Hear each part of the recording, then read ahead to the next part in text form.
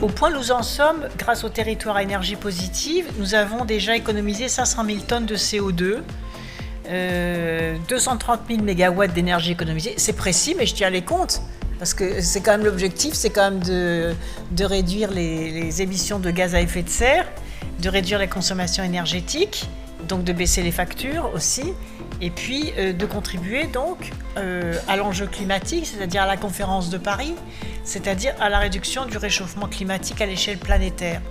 Parce qu'au bout du compte, on a besoin que chaque territoire se mette en mouvement pour ensuite que la France présente un bilan de réduction des émissions de gaz à effet de serre. J'ai toujours pensé, du fait de mon expérience d'élu local, qu'une loi n'avait de sens que si elle était appropriée par les acteurs de terrain que vous êtes.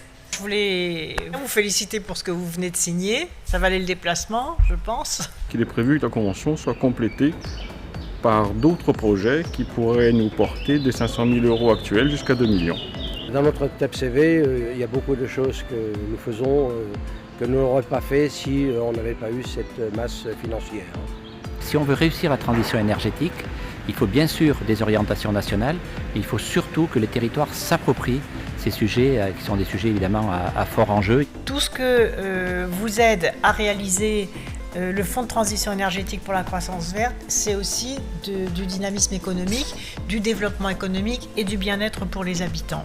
Nous, c'est un projet porté par la communauté de communes et la ville, qui est l'aménagement d'un cheminement d'eau le long des quais de Cognac. La construction d'une école, un groupe scolaire de 16 classes à énergie positive. Un axe de mobilité électrique et de mobilité douce sur nos territoires de montagne, avec l'achat de véhicules électriques et notamment de vélos. Nous sommes dans un territoire où il y a beaucoup de bois.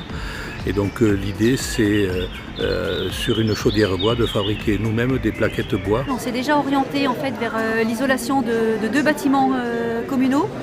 Le pôle médical, qui en plus vient d'être rénové à l'intérieur, on vient d'accueillir un médecin, donc ça nous permettait de réhabiliter cet ancien bâtiment patrimonial. Chaque être humain a 2 patries, la sienne et la planète. Et en faisant du bien à l'une, on fait aussi du bien à l'autre. Alors bravo à vous et à très bientôt sur les territoires.